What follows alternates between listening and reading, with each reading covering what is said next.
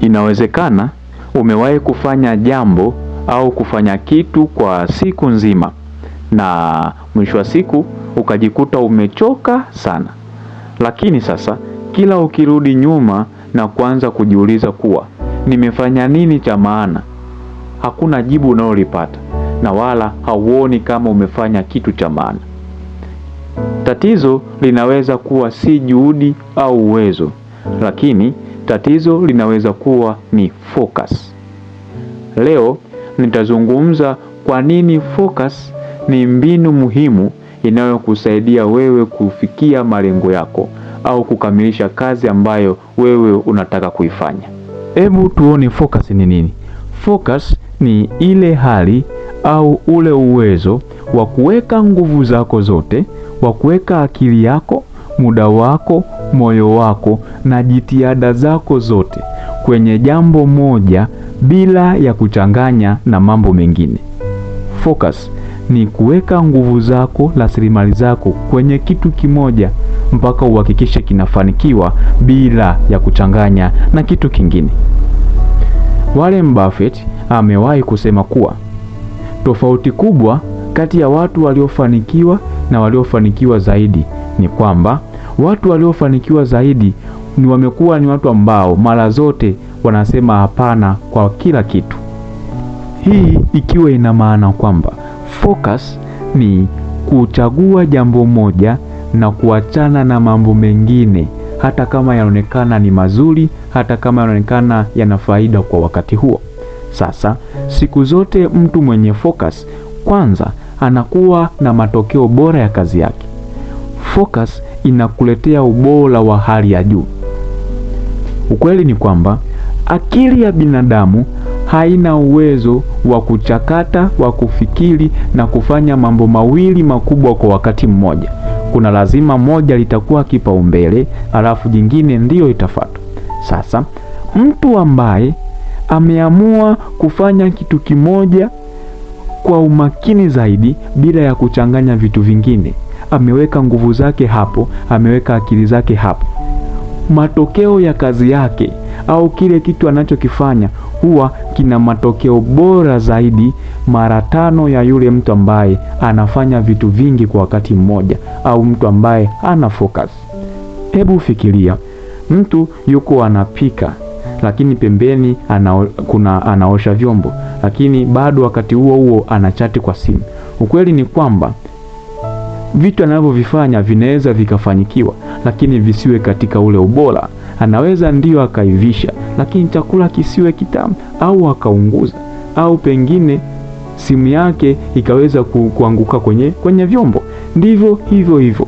Sasa ukiwa unafanya vitu vingi kwa wakati mmoja, utajikuta umevikamilisha lakini kumbe havina matokeo bora. Wakati ungejaribu kufanya kimoja, ungekuwa na matokeo bora zaidi au ungekifanya kwa kiwango kikubwa zaidi. Hivyo basi, kazi yoyote unayofanya, jambo lolote unalolifanya, malengo yoyote ulionayo, kitu kimoja tu kitakachofanya uweze kufanikisha kwa ubora mkubwa ni kufocus hapo, ni kuweka ubongo wako hapo, ni kuweka kwenye akili yako hapo na kuweka jitihada zako kwenye kitu kimoja. Mwisho wa siku utakuja kuwa na matokeo bora zaidi. Lakini pia focus inakupa ujasiri wa kushinda changamoto au ujasiri wa kuvumilia vikwazo.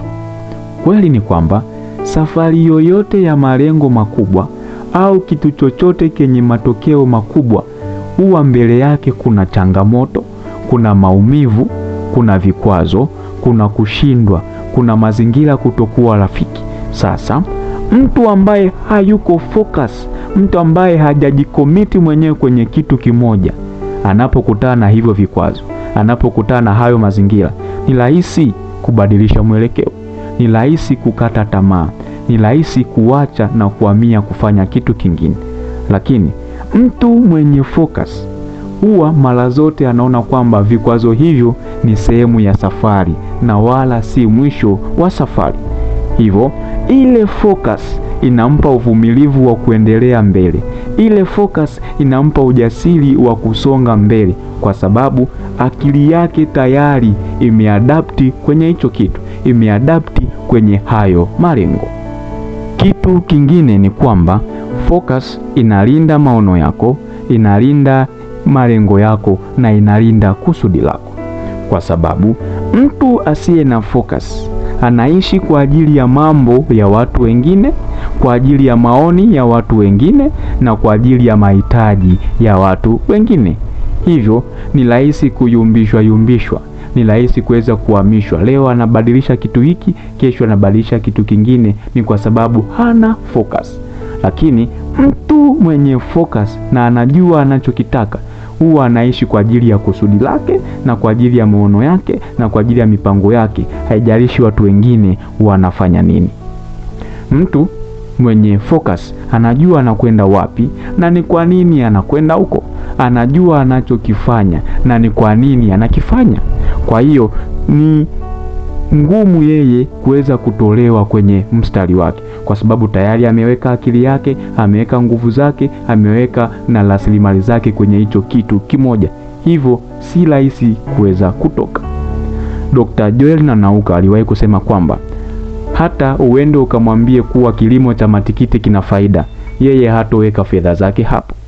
Si kwa sababu hapendi matikiti, si kwa sababu hapendi kilimo, lakini sio eneo ambalo amelichagua kulitumikia, sio kitu ambacho ameweka focus yake hapo. Kwa hiyo nikagundua kuwa focus inalinda maono, inalinda malengo na inalinda kusudi la mtu. Lakini pia focus inakujengea utaalamu. Hii ikiwa ina maana kuwa ili ufikie kiwango cha juu cha utaalamu katika eneo lolote, katika nyanja yoyote ile, basi unahitaji walau masaa 10,000 ya kufanyia mazoezi hicho kitu unachokitaka, ya kujifunza zaidi hicho kitu unachokitaka, ya kufuatilia zaidi na kuweka nguvu zako kwenye hicho kitu unachokitaka. Sasa watu wengi hawawi wataalamu, si kwa sababu hawana kipawa, si kwa sababu hawawezi, lakini ni kwa sababu wanataka kufanya vitu vingi. Leo anafanya jambo hili, kesho anabadilisha mwelekeo na kufanya jambo jingine, hata kama hana maarifa ya kutosha, hana uzoefu wa kutosha.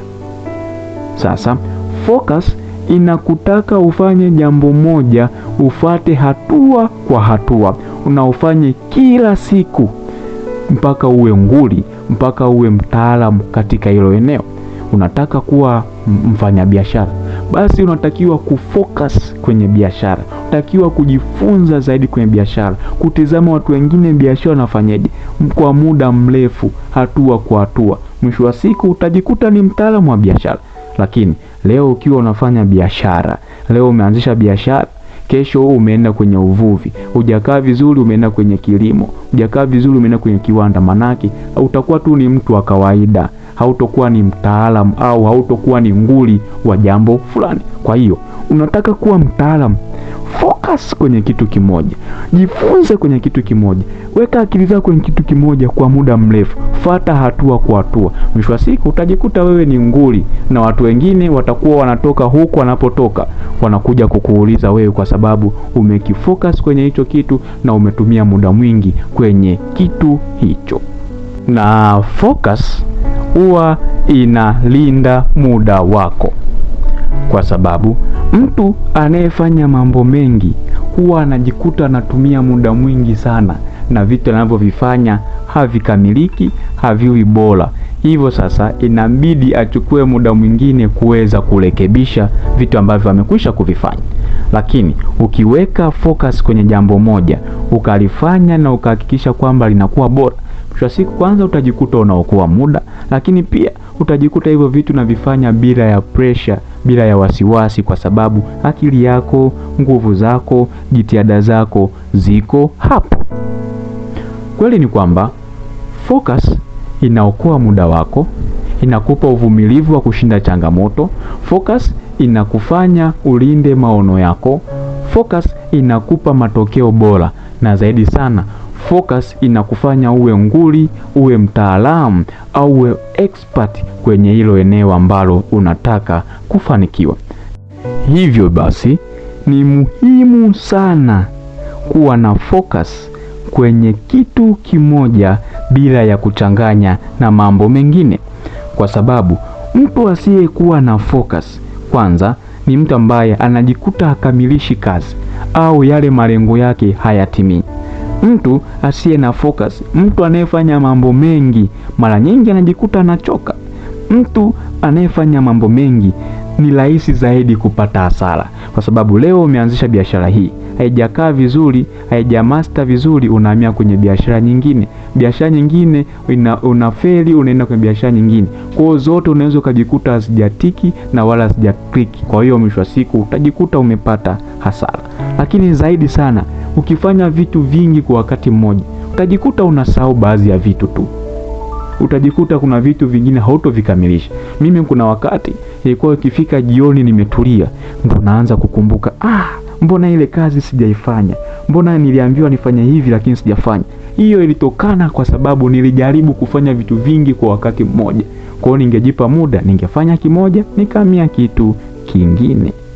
Hivyo basi, kuanzia leo au kuanzia muda huu baada ya kusikiliza podcast hii, chagua eneo moja, chagua wazo moja au lengo moja, na kama unayo basi yafanye hayo malengo au hayo mawazo yawe ni sehemu ya maisha yako ya kila siku. Fikiria kila mara juu ya hilo lengo, juu ya hilo wazo, na usichanganye na mambo mengine. Fanyia kazi kila siku mpaka akili yako iwe sehemu ya hilo wazo. Ubongo wako, mwili wako na kila eneo ya mwili wako uwe sehemu ya hilo wazo au ya hilo lengo. Alafu usichanganye na mambo mengine. Uwe focus tu kwenye kitu kimoja. Baada ya miezi 3-4 utakuja kuwa na matokeo tofauti na unavyodhania sasa hivi. Nikushukuru sana kwa kutenga muda wako kusikiliza podcast hii. Tukutane tena kwenye podcast zijazo. Kama ujumbe huu umekugusa, basi usisahau kushare, kulike, kucomment pamoja na kusubscribe. Niandikie neno focus ili tuendelee kujifunza zaidi na kuelimishana juu ya mambo mbalimbali. Discover your purpose, live the life you are born to live. Everything is possible. Bye bye.